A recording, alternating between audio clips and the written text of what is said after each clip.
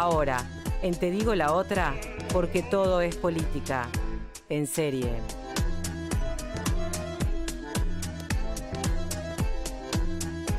Para el amor que se baila.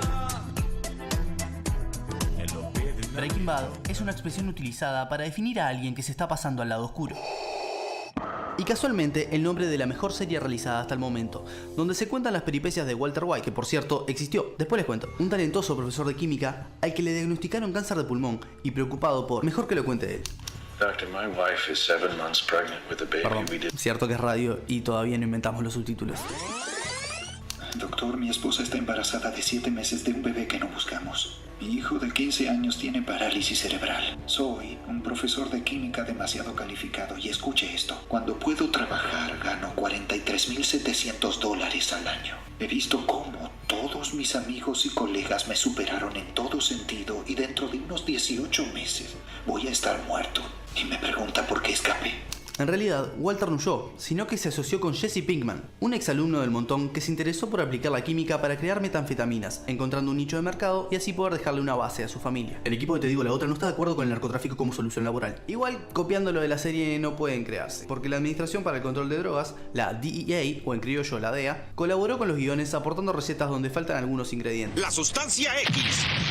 Para evitar el surgimiento de un segundo Walter White. Cierto, Walter White fue un hombre de Alabama arrestado en 2008 por producir y vender metanfetaminas. A lo largo de los 62 capítulos, número que en la tabla periódica equivale al samario, uno de los componentes utilizados para tratar el cáncer de pulmón, Walt y Jesse deben enfrentarse con varios enemigos, en su gran mayoría latinos, que presentan algunos intereses encontrados con los protagonistas. Por ejemplo, el interés de su propia supervivencia. Y así Walter se convierte en un cincuentón que juega al Bomberman, como mi padre, y se oscurece paso a paso. I am not in danger, Skyler. I am the danger. Ah, sí, el resto de los audios van en inglés. Si no, hoy analizaríamos Metástasis, la versión colombiana de Breaking Bad, con Walter Blanco, su esposa Cielo, José Rosas y Saúl Buey. Y cuéntenle a Saúl. Saúl Goodman es el abogado con pocos escrúpulos y muchos nombres, que se encarga de cosas legales, justificar ingresos y vender paquetes de viajes sin retorno con cambio de nombre permanente. Por último, Hank es el cuñado de Walter y trabaja en la DEA, y le toma un rato darse cuenta en quién se ha transformado el dulce profesor del principio. Say my name. Ya va, Walter. Say my name. Heisenberg. You're goddamn right. Varias muertes, 272 para ser exactos. Posta, las conté, y puteadas después. Bitch, bitch, bitch, bitch. Walter muere, no sin antes salvar a Jesse de unos neonazis para equilibrar lo de los latinos y perder todo en su camino. ¿Por qué? ¿Qué se oculta tras esta transformación? Pasen que ya arrancamos.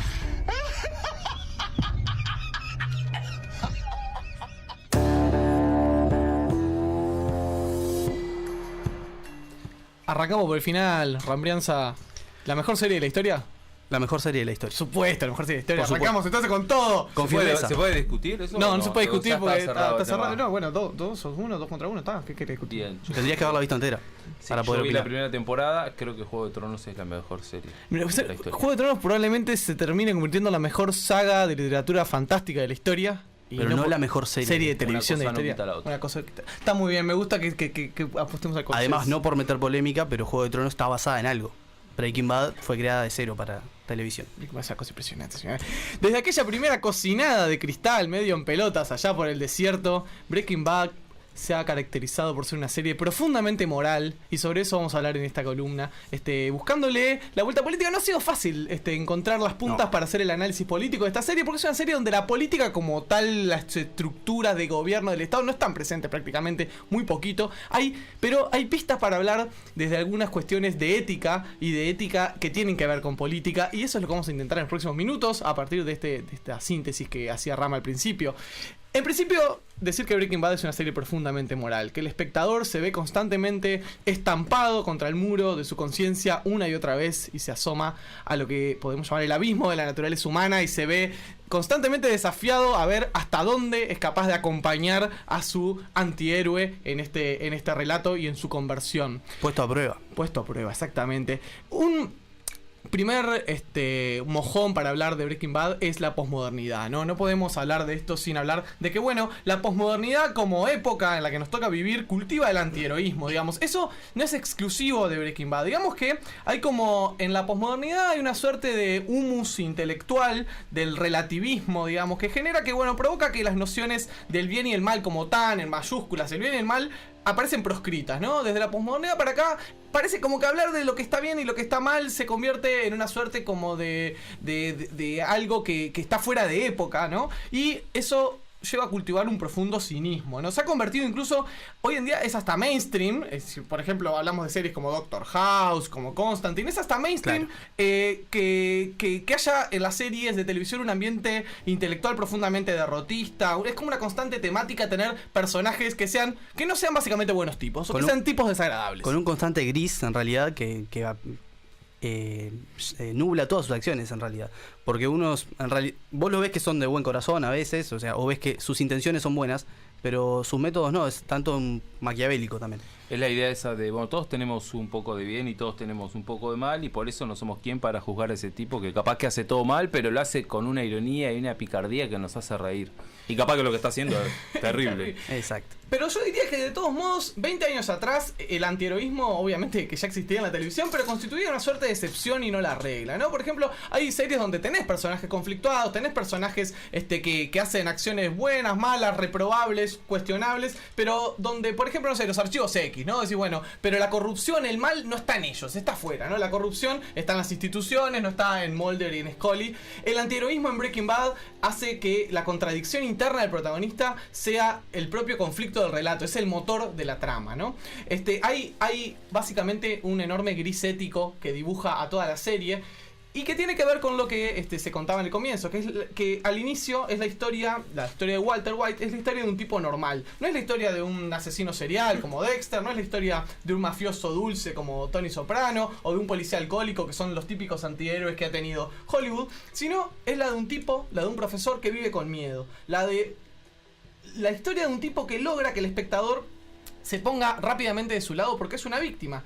El relato nos hace adorar un personaje que probablemente detestaríamos en la vida real. ¿Pero por qué? Porque la ambigüedad moral se instala desde el comienzo. Walter se va transmutando progresivamente en el temido Heisenberg, poderoso capo de la droga, y el menospreciado profesor, hay algo que es interesante, que es decir, esto del gris moral, ¿no? Que es, en el menospreciado profesor del comienzo ya hay un germen del mal, y en el monstruoso gángster del final aún quedan vestigios del honesto padre de familia, ¿no? La transformación, digamos, es rotunda, pero no parte de un absoluto a otro absoluto, sino que ya estaba la semilla del mal al principio y sigue estando algún reflejo de bondad al final. Eso lleva como resultado, bueno, un resultado que no es maniqueo, sino que es una ambigüedad moral que podemos decir que es felizmente perturbadora, que nos genera una sensación de incomodidad y de regocijo a la vez. Ahora, el tema es ¿por qué? ¿Por qué es que nosotros nos podemos poner tan en la piel de Walter White, ¿no? Uh-huh. O sea, nosotros nos alineamos mediante una relación del espacio-tiempo con su cabeza, sabemos lo que piensa Walter, sabemos por lo que está pasando, el dolor, la enfermedad, o sea, qué es lo que pasa en su casa y cómo vive en realidad todas estas peripecias en el ámbito criminal. Pero ya la parte de que uno genere una lealtad con él es mucho más. O sea, en realidad él se gana la aprobación nuestra. Uh-huh. O sea, la complicidad deriva de que el espectador sortea un simplismo binario, o si está bien, es bueno o es malo. O sea, es un personaje que dramáticamente es muy rico y sabes que va a hacer cosas buenas, que va a hacer cosas malas, algunas un poco más discutibles que otras, pero siempre lo juzgamos con bondad. Simpatizamos con los personajes que están en peligro, que sufren o están afligidos, que sentimos que son tratados de manera injusta. O sea, yo pensaba también en la empatía con el marginado, ¿no? Claro. En la forma que también X-Men se hizo famosa. O sea, los presentaba como tipos que tenían mala suerte y tenían una desgracia y la gente los discriminaba por eso. White inicia en realidad su relato como eso un perdedor. Está muy presente en Juego de Tronos, ¿no? Cuando el enano Tyrion dice, tengo una debilidad por las cosas rotas. Cuando dice bastardos, marginados. Y todos los enanos son bastardos a los ojos de su padre. Y bueno, esta nueva temporada es un rejunte de marginados, ¿no? Es justamente contra el poder van a luchar un rejunte de marginados. Bueno, White inicia todo este viaje como un perdedor, un loco que tiene muy buenas capacidades, es un loco muy inteligente, pero tuvo mala suerte. O sea, dejó pasar oportunidades en su vida que pudieron haberlo hecho millonario con sus colegas de la universidad y termina teniendo que lavar autos para complementar su sueldo de profesor, encima viviendo la crueldad de los estudiantes. Porque pasa también que los estudiantes van a lavar los autos al lugar donde él trabaja, se burlan de él, le tiran cosas y encima le diagnostican cáncer. Sí, o sea, como que cartón lleno para Walter. Y Jesse, desde la otra contraparte de él, Jesse Pinkman, es un adicto, es un loco que lo echan de la casa por malas decisiones, por drogarse todo el tiempo. Y en Breaking Bad, además, lo que tenemos es que esas consecuencias, esos actos, las consecuencias de los actos malos que hace Walter, no tienen en realidad, no la vemos realmente. No vemos la familia destrozada de la gente que él mató, salvo en el momento donde él deja morir a Jane y eso termina desembocando que un avión se estrelle. Y que eso es lo que más o menos le puede llegar a dar un poco más de culpa que en otros momentos. Claro, que si nosotros pudiésemos ver esas consecuencias no podríamos sentir simpatía por el personaje, ¿no? Es que es muy difícil en realidad sentir. Exacto. Cuando uno mira bien cuál fue el camino que hizo, lo queremos porque sabemos que la pasó mal antes, pero... Exacto, hay una lealtad que hay que poder ahondar en ella, ¿no? Por un lado hay una cuestión como de cierta afinidad hacia los emprendedores, ¿no? Hacia estos dos tipos que se ponen un negocio propio, que deciden, bueno... Una pyme. Exacto, una pyme. Deciden dejar de ser víctimas para pasar a tener su propio negocio. Y bueno, y en estos tiempos donde emprendedurismo es una palabra como santa, sacrosanta, bueno, Walter en definitiva es un emprendedor, es un tipo que bajo su propio riesgo pone en riesgo su propia vida, su familia, su integridad física, sale a tratar de hacerse a sí mismo, un hombre que intenta hacerse a sí mismo. Todo ¿no? depende con el cristal con que se mire. Exacto. Muy bien. Es bueno el chiste. Se empoderan. Se empodera, pero hay algo de eso, hay algo que a uno como espectador le resulta simpático, que estos tipos, bueno, salen adelante por sí mismos. Y lo otro que fascina es que Walter White tiene una inteligencia que es maquiavélica, pero que es muy superior a la de cualquiera de nosotros, ¿no? Y el hecho de que él logre derrotar a cada uno de sus enemigos en jugadas de arteras de ajedrez, como él lo logra en particular, con el antagonista más interesante que tiene Walter White, que es Gustavo Fring. Durante toda la serie. Es algo que genera empatía porque en algún punto como que tocan un lugar donde, aunque cuesta reconocerlo, a todos nosotros anhelaríamos secretamente ser un poquito como Walter White, y poder aniquilar gángsters de cuello blanco con jugadas maestras de ajedrez, ¿no? Él comete actos repugnantes, por supuesto, pero hay dos cosas que lo excusan. Por un lado, es que siempre hay algún personaje peor. Los otros mafiosos son peores que él. Más latino y más peor. Más latino, también sí, está ahí una cuestión un poco racista, pero que también da para desarrollar. Y por otro, que sus acciones están fundadas en sólidos planteos morales, que son los valores familiares. Y sobre eso vamos a hablar un poco también a continuación. Esta cuestión de la ética de la convicción y la ética de la responsabilidad, que es un planteo que hizo allá a principios del siglo XX el sociólogo Max Weber, que es decir, bueno, ¿qué hay que hacer? ¿Hay que hacer lo que es intrínsecamente bueno o hay que hacer lo que nos asegure las mejores consecuencias o los resultados menos malos? Y este dilema entre la convicción y la responsabilidad lo vemos plasmado desde el principio en la serie. Por ejemplo, en la primera temporada, la primera vez que Walter White tiene que decidirse a aniquilar a un tipo que era evidentemente peligroso y que intentaba matarlo, Claro, además no es en ese momento donde decide aniquilarlo, ya lo tiene capturado, lo tiene todo, no tiene por qué matarlo. No como le pasa antes, porque en realidad él mata a dos personas antes que son las que están dentro de la caravana con él, que tira fósforo. Sí, y los envenena en realidad, se escapa y lo dejan cerrados para matarlos adentro. Pero es algo porque lo están obligando a cocinar metanfetamina contra su voluntad y lo están apuntando con un arma.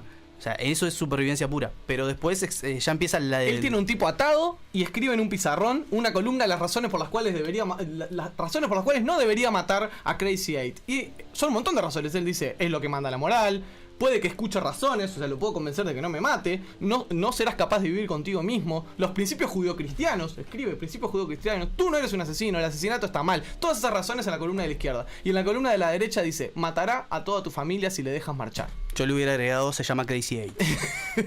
No se puede confiar. Entonces, en Breaking Bad solo se puede elegir entre Guatemala y Guatepeor. O sea, establecemos una comparación inconsciente entre los personajes y concluimos que a pesar de sus métodos violentos y sus crímenes, Heisenberg siempre es preferible a Gustavo Fring y al otro resto de los mafiosos. Es una lógica del menos malo que siempre está muy vigente en política, ¿no? La otra cuestión, la de la familia y en particular, bueno, el rol de la mujer, ¿no?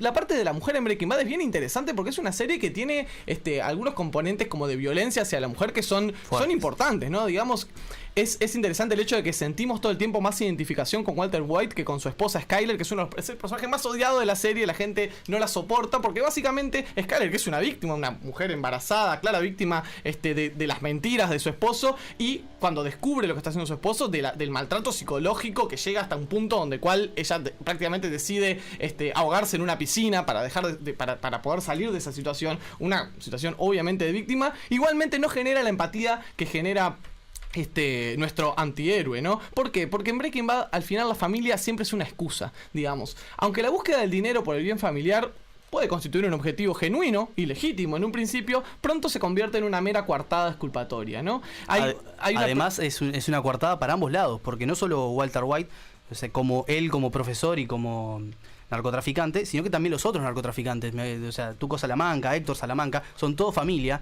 Claro. También los dos mafiosos que mandan para matar a Hank. Y justamente hay una escena donde esos dos niños, uno le arranca un juguete al otro y bueno, el veterano Héctor Salamanca, trata de ahogar a uno de los niños porque el hermano le pide que lo quiere ver muerto y le termina diciendo, la familia es todo. La familia es cuando todo. el otro se arrepiente de lo dicho. Digamos que después, con el tiempo, cuando la enfermedad de Walter remite, él ya no está tan enfermo de cáncer y ya amasa billetes como loco. O sea, las dos causas por las cuales él podía justificar sus acciones, que era que estaba enfermo y que necesitaba la plata, ya dejan de ser causas y pasan a ser meras excusas. Pero bueno, hay un rol tradicional de la familia como excusa de todo que es tremendamente conservador en Breaking Bad, ¿no? Hay algunos diálogos que son bien interesantes, que es cuando Walter está compungido porque su familia no comprende lo que él ha hecho y su familia no acepta lo que él hace, y Gustavo Fring, su enemigo, que en ese momento era su socio, le dice: no fueron malas decisiones, Walter. ¿Qué debe hacer un hombre, Walter? Un hombre abastece a la familia. Cuando tienes niños, siempre tienes una familia. Siempre serán tu prioridad, tu responsabilidad. Y un hombre provee. Y lo hace incluso cuando no es apreciado o respetado. E incluso cuando no es querido. Simplemente lo sobrelleva y lo hace porque es un hombre. Un discurso tremendamente conservador del breadwinner, y de que eso justifica todo, ¿no? Pero muy arraigado en nuestras sociedades todavía, ¿no? Claro. Sociedades modernas y demás, pero se sigue diciendo lo mismo. Lo importante es llevar el pan a la mesa. Lo importante es llevar el Y pan a aunque la no se mesa. diga, se sigue pensando. Sí. Y hay también una estrategia de los guionistas de intentar, a través de todo este componente moral, familiar, bien conservador, dulcificar el mal al presentar la esfera íntima y doméstica, ¿no? Walter acaba de aniquilar unos tipos, pero después llega a la casa y agarra a su bebé a Upa y le hace mimo, y es un tipo... Y todas esas escenas domésticas llevan a dulcificar y tratar de hacer menos malo lo malo. Una estrategia que hemos visto en la propaganda política de manera denodada, y bueno, que se hacía todo el tiempo con Hitler, ¿no? Cuando se mostraba, por ejemplo, a Hitler jugando con animales y decía, al Führer le gustan mucho los niños, al Führer le gustan mucho los animales. Bueno, hay algo de eso, de tratar de dulcificar al mal y de plantarnos esa semilla de decir, bueno, un tipo que en su vida pública, entre comillas, en su trabajo, es un hijo de puta, Puede es un haber gángster. cometido errores. Puede ser un ¿Quién buen no tipo? mató a 6 millones de judíos? No, pero Es está un la error. cuestión de un tipo que es un hijo de puta en la vida pública. Le Puede puede ser pasar a un buen cualquiera. tipo en su vida privada. Y nos plantea como ese desafío. Capaz que es bueno con la familia, es bueno con sus amigos, es amigo de sus amigos. Me pasa que si ya partís del relativismo en que no hay buenos y malos, es un error, como podemos tener todos, ¿no? Y está esa cuestión de eso, de que hay un yo público y un yo privado, importa la vida privada para juzgar la vida pública, toda esa cuestión aparece como retratada, ¿no? En la figura del cuñado de Walter Hank. White, de Hank, está también esa cuestión de la familia versus el deber, lo público versus lo privado. Él como policía detective, cuando descubre lo que hacía su cuñado, bueno, si tenía que ser leal a la familia o denunciarlo y perseguirlo, en el caso de Hank, no duda en que su deber era primero con la institución a la que él defendía, que era la policía. Y pasa algo parecido con Skyler. Con su esposa. Claro, en ese momento, vos ves, en realidad, Skyler tiene todo para ser la querida. Y Hank lo mismo. O sea, Hank está supuestamente del lado de los buenos. Es quien quiere tratar de sacar la droga de la calle, que es lo que hace daño. Y uno lo odia. Lo termina odiando porque se pone del lado Porque de... solo queremos que Walter White. nuestro antihéroe triunfe. Y después, bueno, el tema es cómo llega a todo esto, ¿no? Y cuando él se entera que el cáncer remite, Walter se enfrenta a las consecuencias de todo lo que hizo. O sea, como que le explotó la bomba de todo lo que pasó y ya no tiene la eminencia de la muerte, no es que se está por morir, como ya habíamos dicho, ¿no? Y la verdadera maldad, o sea, aparece realmente el Heisenberg. O sea, ya no tanto Walter White, sino que se termina de transformar en Heisenberg. Se lo ve que es, manipulador, es abusivo, insaciable, es violento, es muy violento en realidad. Le gritan muchas cosas a Skyler y no me acuerdo si le llega a pegar. No, pero siempre sí, al límite, la ¿no? violencia siempre está. Y bueno, uno ve cómo va perdiendo cada vez esas barreras morales que se ponía, bueno, esa lista que se había hecho antes de matar a Crazy Eight, de por qué no hacer las cosas, después termina volando medio hospital. Desprovisto de ese sentimiento de culpa, Walter White se convierte ya en un hombre sin piedad, ¿no? Exactamente, y bueno, y como en palabras que le dice a Skyler, le dicen, cuando en el momento donde ya nos damos cuenta que el tipo está perdido, no estoy en peligro, Skyler, yo soy el peligro. Un tipo abre la puerta y le disparan, ¿piensas que ese soy yo? No, yo soy el que llama a la puerta. Es primero una frase brillante para un guión y creo que resume el poder que él siente, ¿no? ante todo esto. El hecho de que cerca del final Walter ya no tiene la necesidad de esconderse detrás de sus mentiras y que mientras siempre había utilizado a su familia como excusa moral para justificar sus actos, finalmente es consciente de que siempre lo hizo por él, digamos, claro, ¿no? es un tema de ego, ya no quedaba rastro ni siquiera de aquel profesor de química tímido del principio y ese que había desaprovechado el potencial, que ya no tenía, que había perdido en realidad parte de su vida sin hacer nada productivo, ¿no? Ya no se esconde detrás de mentiras y le dice, lo hice por mí, me gustó, era bueno en ello y me sentía vivo. En el momento que Skyler le dice, si volvés a decir que lo hiciste por la familia, te mato. Y No, bueno, lo hice por mí. Y se claro, logra ese viejo postulado y de se que llega, el poder corrompe. el poder Exactamente. corrompe. Te digo la otra. La política dicha desde otro lugar.